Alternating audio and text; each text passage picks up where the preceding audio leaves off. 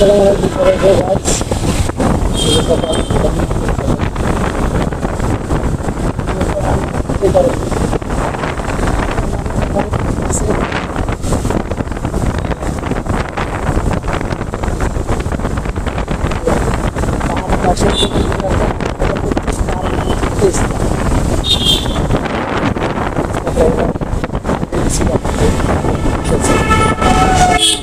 আগের মতো পথ দেয় কিনা দিলে না, বেঁচে গেল দিলেও সমস্যা নাই। সব কাগজপত্র এসে কোনো কাগজপত্র আপনি দেখলেও ভালো হবে। দেখেন ঘুরতেছে ফিরতেছে দুজনের মাথায় কেমনি করছে। আমার এলাকার কিছু ভাই ব্রাদার যে বাইকে বসছে, সিট আছে, ওরা যদি পারতো সিট ছাড়া বাইকে বসে।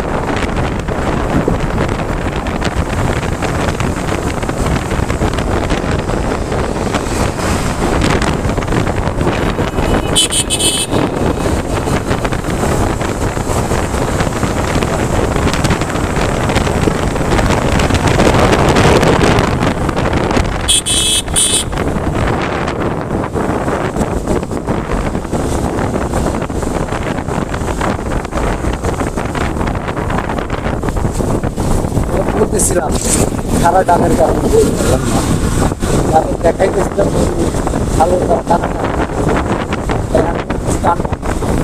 যাই হোক, আমি যদিও বাইক টানি না, সামনে থেকে একটু চাই আবার আমি না পারি না।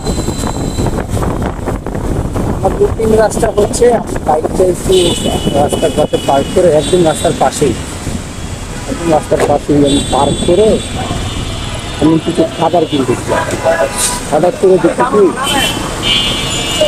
আমাকে এই অভ্যাসগুলো আসলে সবসময় ভালো হবে,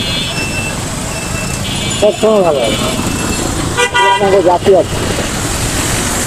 যাই হোক, তো আমি খাবার কিনতে গেছি, একটু পরে দেখেছি যেন একটা ড্রাইভার প্যাসেঞ্জার ড্রাইভার তার একটা গাড়ি ভাইয়া উড়াই নিয়ে খালাম, এরকম ভেঙে পড়ছে এখান থেকে। গ্লাসের কিছু হয়নি, নিচে যে কাঠটা থাকে যেখানে বসে সেই জিনিসটা ভেঙে গেছে। তো আমি দেখছি কি যেন তার মিলি গ্লাস ভেঙে একটু মুড়াই ফেলছে। তো আমি তো দাঁড়ায় দাঁড়ায় গ্লাস মজা নিচ্ছি, আবার ভাঙছে র্যান। তোমার ভাই আমার গাড়ির সামনে দিয়ে দেখি আমার গাড়ির লিভিং গ্লাস ভেঙে দিয়েছিল।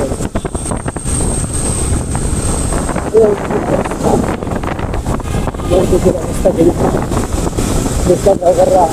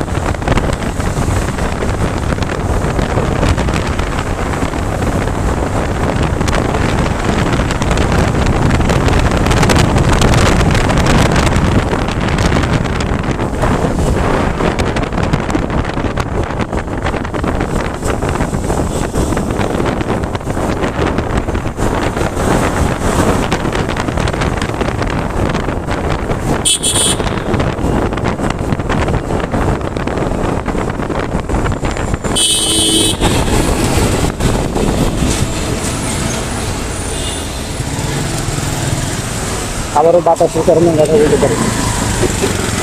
তো পরে ওই রিক্সা চালককে আসলে ধরা হয়েছিল, তাকে আটকানো হয়েছিল। সে খুবই ভদ্রলোক, আসলে সব টেসলা ড্রাইভার তো এক হয় না, সে খুবই ভদ্রলোক। বেলায়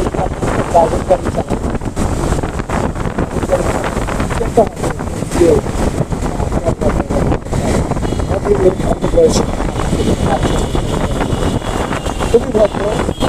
হৃদয় একজন লোক ছিল। তো সে আমাকে বলতেছে তাদের শিক্ষণ করতেছিল। যাই হোক সমস্যা, তার বাসায় একটা সমস্যা আছে সেটা, তো সে আমার 430 টাকা দিতে তার কাছে যা ছিল, আমি তার পরিদানার জন্য দেখছিলাম।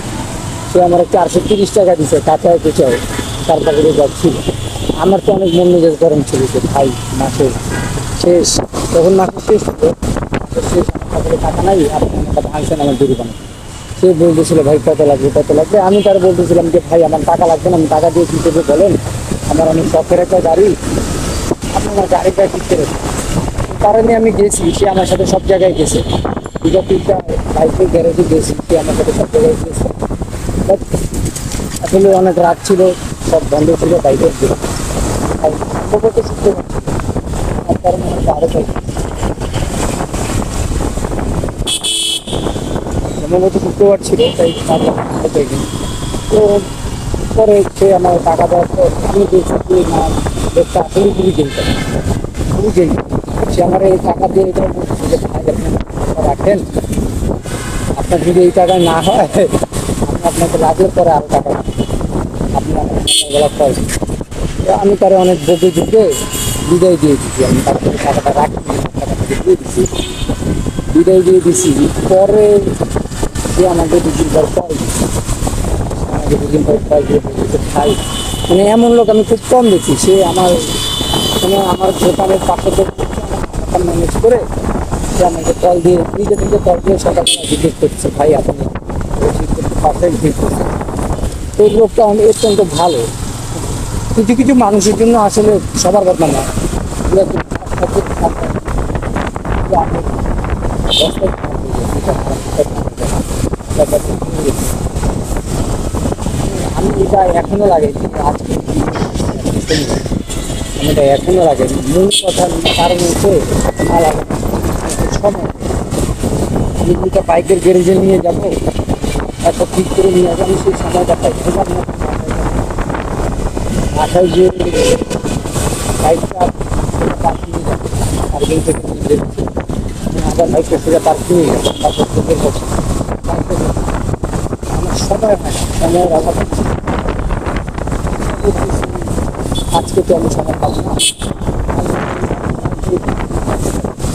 আগে বলতেছেন কালকে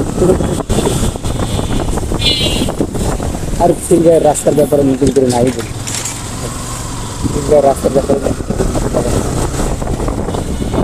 কিছু বলার কিছু কি বলতেছি না বলতেছি নেই, সকালে না করি নেই, মাথা নষ্ট বেরোচ্ছে ব্যাপার। ও চলে আসলাম কারণ থেকে আপনাদের সাথে ব্লগ করতে করতে।